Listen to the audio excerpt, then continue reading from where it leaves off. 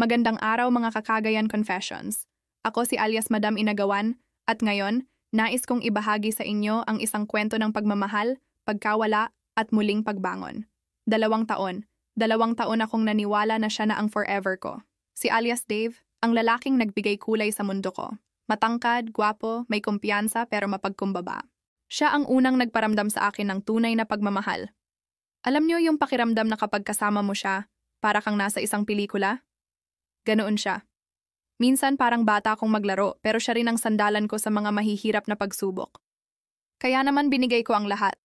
Oras, pagmamahal, pangunawa. Walang pagtitira para sa sarili. Pero alam niyo yung kasabihang kapag may umalis, may darating?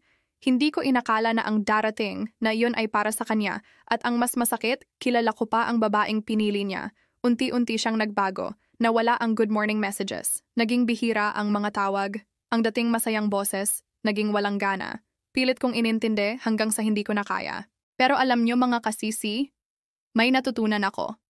Hindi sukatan ng halaga natin kung paano tayo tratuhin ng iba. Ang tunay na pagmamahal, hindi nang hihingi ng kapalit.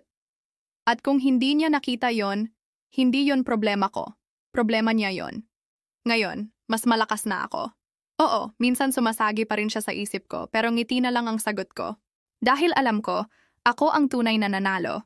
Ako ang narunong magmahal ng tapat. Para sa lahat ng nakaranas ng ganitong sakit, tandaan nyo, may magmamahal sa inyo ng tapat.